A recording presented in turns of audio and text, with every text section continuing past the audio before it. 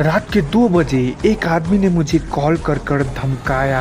उसने कहा कि मेरे सारे प्राइवेट वीडियोज और फोटोज उसके पास है और उसने ये भी कहा कि अगर मैं जिंदा रहना चाहता हूँ तो 10 लाख उसके बैंक में ट्रांसफर कर दूँ। तो मेरी ये कहानी शुरू होती है 2 दिन पहले, जब मैं घर से कॉलेज जा रहा था और रोज की तरह ही लेट जा रहा था क्योंकि वर्ल्ड कप का सीजन चल रहा है और जल्दी सोने की आदत मुझे है नहीं। तो एक तो मैं वैसे ही हरी में था, तो रास्ते में जाते हुए मैंने एक बंदे के पैर में पाँव रख दिया। लेकिन गेस व्हाट वो बंदा जी से गे नहीं, जी से गैंगस्टर निकल गया, या शायद उसको सीधा भाषा में टपोरी ही बोलते हैं। और उसके ऊपर वो भाई था बहुत ज्यादा हाई। तो उसने मुझे बहुत ही ह्यूमिलिएटिंग तरीके से बोला, अबे देख के चलना डडरट।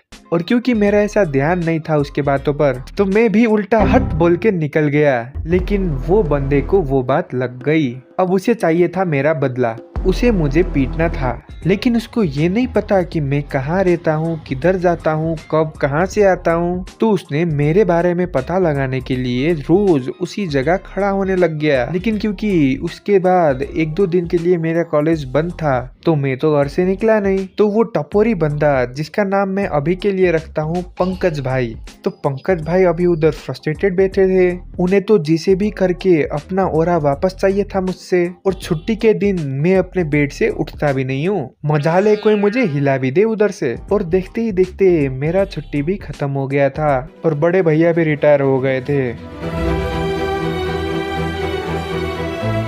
तो उसी गम में मैं दोबारा से अपना कॉलेज जा रहा था। लेकिन मुझे क्या पता कि पंकज भाई उधर मेरा वेट कर रहे हैं, ताकि वो मेरे नाम से ही और रो अलग कर सके। और मुझे तो ज्यादा कुछ याद नहीं था कि पंकज भाई के साथ मैंने क्या किया था उस दिन। तो मैं तो नॉर्मली चल रहा था, पर पंकज भाई थे बड़े गुस्से में। उन्होंने मुझे ऐसा देखा कि मैंने उनके साथ बच्चे खा गया। अरे वो मुझे ऐसे देख रहे थे कि मैंने उनके फैक्ट्री में काम करके पैसे लिए बिना जलाकर भाग गया था। तो उनकी नजर देखकर मेरी थोड़ी थोड़ी तो फट गई थी।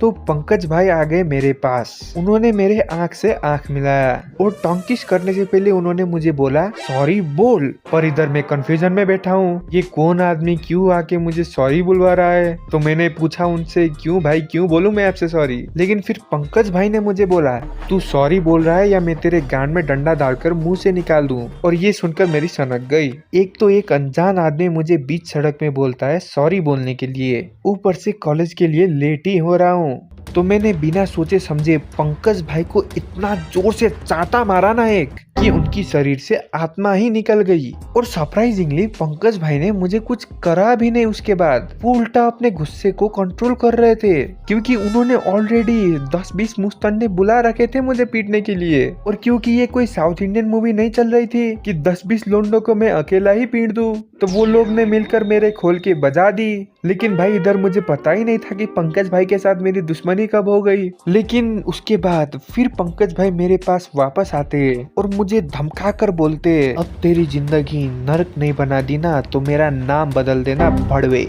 और मेरी फटके 304। तो उसके बाद मैं काफी ज्यादा डरा डरा रहने लगा। इसके बारे में मैं घर में भी नहीं बता सकता, और कॉलेज में बताने लग गया तो क्रश के सामने बेइज्जती हो जाएगी। क्योंकि मैं जीवन में कुछ भी कर सकता हूँ, लेकिन अपनी क्रश के सामने अपना ऑरा माइनस नहीं कर सकता। वो बात अलग है कि मैं उसको अप्रोच भी नहीं कर रहा कभी, क्योंकि उसके लिए जो चीज चाहिए वो मेरे पास है ही नहीं। इसका नाम मैच होता है हिम्मत से। लेकिन खैर, कहानी में आगे बढ़ते। तो उसके बाद मैं घर आया और मेरी हालत देखकर मम्मी ने मुझे कहा कि बेटा क्या हो गया तुझे इतनी चोटें कैसे लगी। तो मैंने भी बड़े अच्छे से बोला, अगर फुटबॉल खेल के आया ना आपका लोंडा तो गिर गया। और क्योंकि मम्मी मेरी हालैंड वाली रील देख रही थी, तो उन्होंने मुझे इग्नोर कर दिया, ठीक मेरी क्रश की तरह। क्योंकि मैंने तो उससे पूरी तरह दिल लगा लिया था, बस उसे अपना प्यार समझाने के वक्त खुद से हार गया।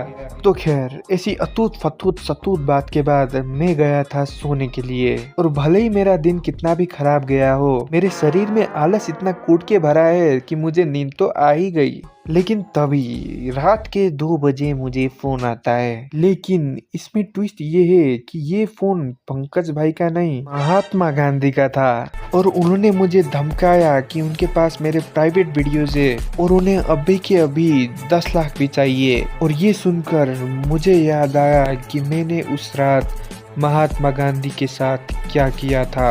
और तभी ये कहानी अभी के लिए खत्म हो जाती है। तो अगर तुम्हें जानना है इसके बाद मेरे साथ क्या होने वाला है तो सब्सक्राइब का बटन नीचे है, दबा दो। और अभी के लिए मैं जा रहा हूँ इस सीरीज का दूसरा पार्ट रिकॉर्ड करने के लिए। तो बाय।